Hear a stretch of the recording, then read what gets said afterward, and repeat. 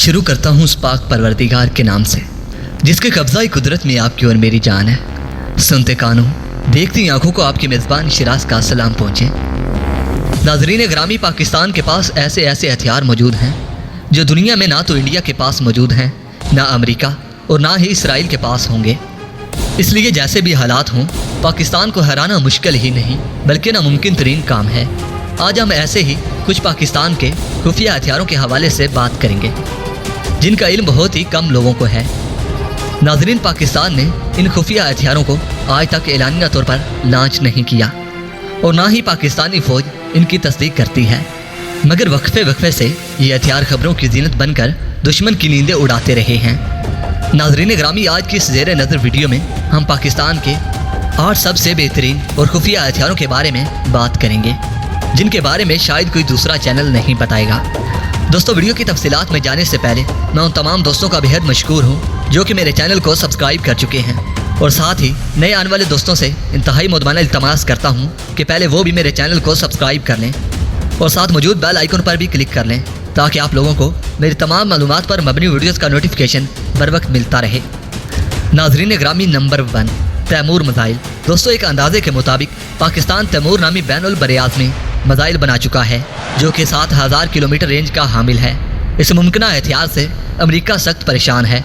America की इस परेशानी का अंदाज़ा आप इस बात से लगा सकते हैं कि अमेरिकी सदर बराक ओबामा ने अपने दौरे इक़्तिदार के आखिर में पाकिस्तान को इमदाद के अव्वल अपने मिसाइल की रेंज कम करने के सिलसिले में बात की थी, जिसे साबिक़ वज़ीर-ए-आज़म नवाज शरीफ ने जनरल राहील शरीफ के खौफ से ठुकरा दिया।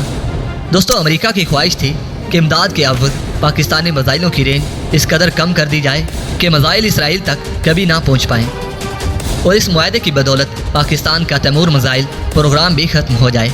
नाज़रीन, नंबर 2, दुनिया का सबसे छोटा एटमी हथियार। दोस्तों, पाकिस्तान का दूसरे नंबर पर खुफिया तरीन हथियार दुनिया के सबसे छोटे एटमी हथियार को तस्वुर किया जाता है।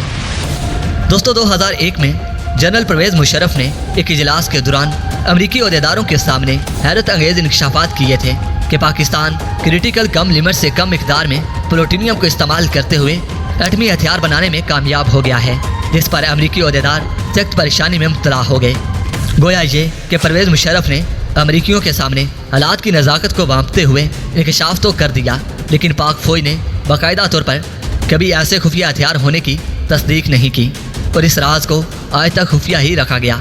नाज़रीन मोहतरम, नंबर 3, कमर्शियल तैयारों में एटम बम गिराने की तरमीम।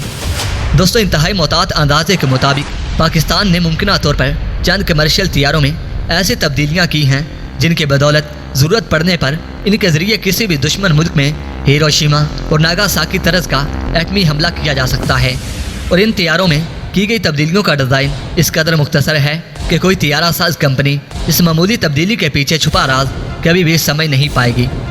नाज़रीन ग्रामी, नंबर 4, हाइड्रोजन बम। दोस्तों, एक मुनज़्ज़म अंदाजे के मुताबिक पाकिस्तान ने 2012 में हाइड्रोजन बम तैयार कर लिया था। अगरचे अभी तक हाइड्रोजन बम से मुतल्लिक फ़ौज की जानिब से कोई बयान सामने नहीं आया, लेकिन दुश्मन के दिलों में दहशत पैदा कर देने वाला ये हथियार खुफिया हथियारों की लिस्ट में हमारे पास चौथे नंबर पर आता है।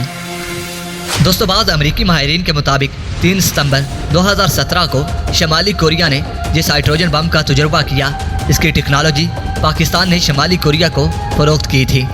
नाज़रीन, नंबर 5, स्टेल्थ न्यूक्लियर टारपेडो। दोस्तों, टारपेडो एक ऐसा हथियार होता है जो ज़ेरे समंदर आबदोज़ की तरह सफ़र करके समंदर में मौजूद किसी भी बहरी बेड़े या आबदोज़ को अपनी तबाही का निशाना बनाने की सलाहियत रखता है। दोस्तों, मुमकिन तौर पर पाकिस्तान ने आम टारपेडो की तरह एटम बम से लैस एटमी टारपेडो भी तैयार कर लिया है, जिससे खामोशी से दुश्मन के वसीओ अजीज़ बंदरगाहों पर या समंदर में मौजूद बड़े पैमाने पर दुश्मन के जंगी बेड़ों को एक साथ ठिकाने लगाने के लिए इस्तेमाल किया जा सकता है। दोस्तों, वाज़ेह रहे कि सोवियत यूनियन ने 1955 में न्यूक्लियर टारपेडो का कामयाब तजुर्बा किया था, जबकि पाकिस्तान के लिए इस किस्म का हथियार तैयार करना कोई मुश्किल काम नहीं है। नाज़रीन ग्रामी, नंबर 6, दोस्तों, सोलर ड्रोन। दोस्तों, 2015 में ये खबर अखबारात की जीनत बनी जिसमें बताया गया था कि इस्लामाबाद में मौजूद national university of science technology के तालिब इल्मों ने सोलर ड्रोन तैयार कर लिया है और ये इतला भी मिली थी कि पाकिस्तान एरोनॉटिकल कम्प्लेक्स की ज़ेरे निगरानी सोलर ड्रोन प्रोजेक्ट पर बाकायदा काम शुरू कर दिया गया है। بعد ازاں اس خبر کو منظرنامے سے بالکل غائب کر دیا گیا اور گمان کیا جاتا ہے کہ اس اہم پروجیکٹ کو ابھی تک خفیہ طور پر سر انجام دیا جا رہا ہے۔ دوستو واضح رہے کہ سولر ڈرون مستقبل قریب میں سیٹلائٹس کی جگہ لے لیں گے، کیونکہ سولر ڈرون کئی ماہ کے طویل عرصے کے لیے انتہائی بلندی، مسلسل اور خودکار طریقے سے پرواز کرنے کی اہلیت بھی رکھتے ہیں اور دشمن کے علاقے سے متعلق اہم مطلوبہ معلومات پہنچانے میں اپنا کلیدی کردار ادا کر سکتے ہیں۔ ناظرین گرامی، number 7، electro magnetic plus weapon.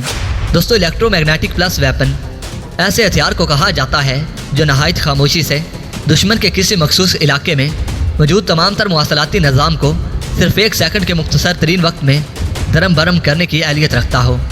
مطلب یہ کہ یہ ہتھیار نہایت خاموشی سے دشمن کے بجلی پر چلنے والے تمام تر نظام کو مفلوج کر سکتا ہے، جس میں دشمن کے missile system, anti aircraft اور اینٹی میزائل سسٹم اور دیگر سینکڑوں نظام شامل ہیں۔